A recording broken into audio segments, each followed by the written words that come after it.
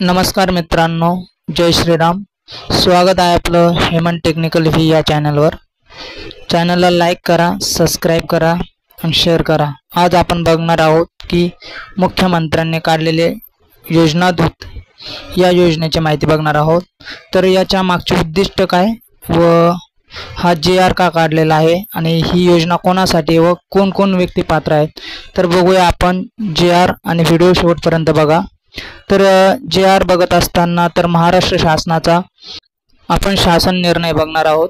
महाराष्ट्र शासनाच्या विविध योजनांची प्रचार प्रसिद्धी करणे व त्यांचा जास्तीत जास्त नागरिकांना लाभ मिळण्याच्या दृष्टीने त्यांना सहाय्यत करण्यासाठी 50,000 योजना दूत निवडण्याचे सन 24 व 25 आर्थिक वर्षापासून मुख्यमंत्री योजना दूत कार्यक्रम सुरू करण्यास या शासन निर्णयाने मान्यता देण्यात येत आहे। याबाबतची कार्यपद्धती पुढे नमूद केल्याप्रमाणे तर आपण त्याचे आता उद्दिष्ट बघणार आहोत। तर या कार्यक्रमाचे उद्दिष्ट काय आहे व ही योजना कोणाकोणाला लागू आहे व कार्यक्रमाच्या रूपरेषा पण काय आहेत ते आपण कार्यक्रमाचे उद्दिष्ट।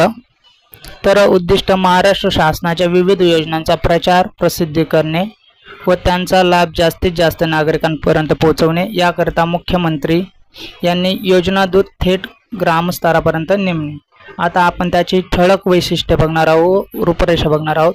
तर महाराष्ट्र शासनाच्या माहिती व जनसंपर्क महासंचालनालय आणि मुख्यमंत्री जनकल्याण कक्ष यांच्या मार्फत संयुक्तपणे मुख्यमंत्री योजना दूत कार्यक्रम राबविला जाणार आहे।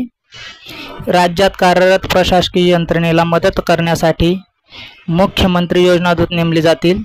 2 ग्रामीण भागात प्रत्येक ग्रामपंचायतीसाठी 1 व शहरी भागात 50,000 लोकसंख्येसाठी 1 योजना दूत या प्रमाणात एकूण 50,000 योजना दूतांची निवड करण्यात येईल। 3 मुख्यमंत्री योजना दूतास प्रत्येकी 10,000 प्रति महिना एवढे ठोक मानधन देण्यात येणार आहे। 4 निवड झालेल्या मुख्यमंत्री योजना दूतासोबत 6 महिन्यांचा करार केला जाईल व हा करार कोणत्याही परिस्थितीत वाढविण्यात येणार नाही। आता आपण बघूयात मुख्यमंत्री योजना दूताच्या पात्रतेचा निकष बघूया। वयोमर्यादा 18 ते 35 वयोगटातील उमेदवार अर्ज करू शकतील। शैक्षणिक अर्थ ही कोणत्याही शाखेची पदवी पाहिजे, त्याला संगणक ज्ञान असणं महत्त्वाचं आहे। उमेदवाराकडे अद्ययावत मोबाईल नंबर असणे आवश्यक आहे। उमेदवार हा महाराष्ट्राचा रहिवासी असावा। 6 उमेदवारांचे आधार कार्ड असावे व त्याच्या नावाने बँक खात्याचे संलग्न असावे। तर या योजनेसाठी उमेदवारांनी सादर करावयाची कागदपत्रे विहित नमुन्यातील मुख्यमंत्री योजना दूत कार्यक्रमासाठी केलेला ऑनलाईन अर्ज, आधार कार्ड, पदवी प्रमाणपत्र, त्यानंतर त्याचा रहिवासी दाखला, बँक खात्याचा तपशील, पासपोर्ट आकाराचा एक पासपोर्ट फोटो त्याचा आणि त्यानंतर त्याचं हमीपत्र आणि मुख्यमंत्री योजना दूताची नेमणूक कशी केली जाईल व त्याची प्रक्रिया काय आहे ती आपण जाणून घेऊयात। तर उमेदवाराच्या नोंदणीची व प्राप्त अर्जांची छाननी प्रक्रिया केलेली माहिती व जनसंपर्क महासंचालनाद्वारे नियुक्त करण्यात आलेल्या बाह्य संस्थांमार्फत ऑनलाईनरित्या पूर्ण करण्यात येईल। 2 सदरची छाननी उपरोक्त परिच्छेदात नमूद केलेल्या पात्रतेच्या निकषानुसार करण्यात येईल। 3 ऑनलाईनरित्या प्राप्त झालेल्या अर्जाची छाननी केल्यानंतर पात्र उमेदवारांची यादी राज्यातील प्रत्येक जिल्हा माहिती अधिकाऱ्यांकडे देण्यात येणार आहे। जिल्हा माहिती अधिकारी हे जिल्हा सहाय्यक आयुक्त कौशल्य विकास रोजगार व जिल्हा अधिकारी यांनी प्राधिकृत केलेल्या प्रतिनिधी यांच्या समन्वयाने प्राप्त अर्जांशी संबंधित उमेदवारांच्या कागदपत्रांची तपासणी करतील। वयोमर्यादेविषयक मूळ कागदपत्र तपासण्यात येतील। नंतर प्रत्येक उमेदवाराबरोबर 6 महिन्याचा करार केला जाईल व तो कोणत्याही कालावधीत वाढविला जाणार नाही। 4 जिल्हा माहिती अधिकारी वरील प्रमाणे शासकीय योजनांच्या माहिती संदर्भात पात्र उमेदवारांना समुपदेशन व निर्देशन करतील।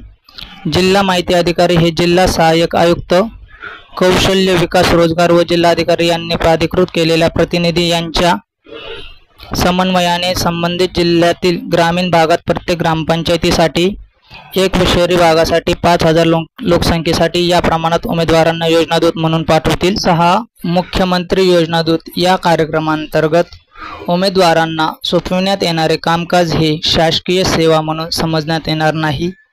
सबब या नेमणुकीच्या आधारे भविष्यात शासकीय सेवेत नियुक्तीची मागणी अथवा हक्क सांगितला जाणार नाही याबाबतचे हमीपत्र निवड झालेल्या उमेदवाराकडून घेण्यात यावे असा हा शासन निर्णय आहे। तर आपण पुढे बघणार आहोत की निवड झालेल्या योजनादूतांना काय कामे करायची आहे व ते कामे कोणत्या ठिकाणी असतील।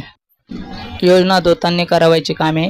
योजनादूत संबंधित जिल्हा माहिती अधिकारी यांच्या संपर्कात राहून जिल्ह्यातील योजनांची माहिती घेतील।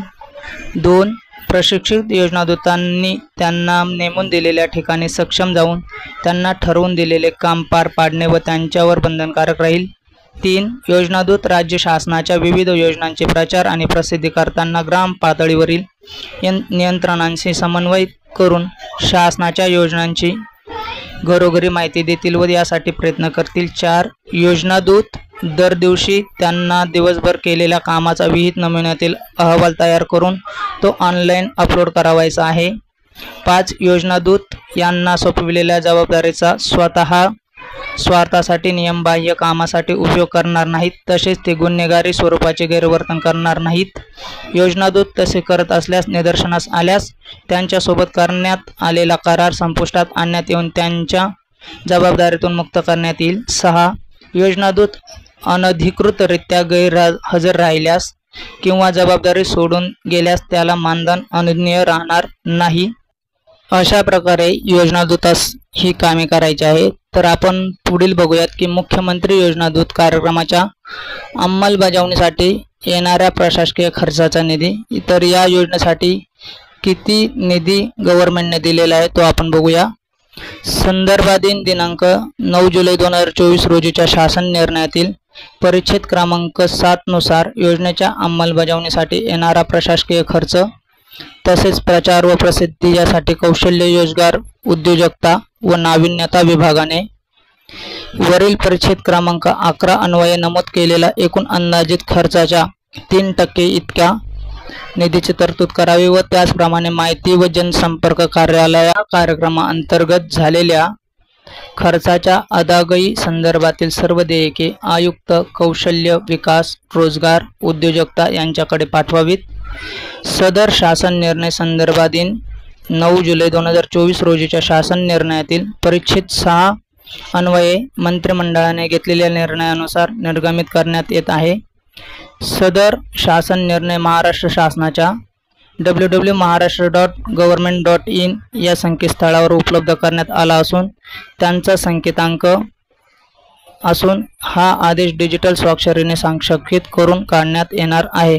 तर योजनेची माहिती आवडल्यास व्हिडिओला लाईक करा, शेअर करा, सबस्क्राईब करा आणि अशाच नवनवीन व्हिडिओ बघण्यासाठी योजनांच्या माहिती बघण्यासाठी चॅनलला आजच सबस्क्राईब करा। तर भेटूयात पुढच्या योजनेसाठी। जय श्रीराम।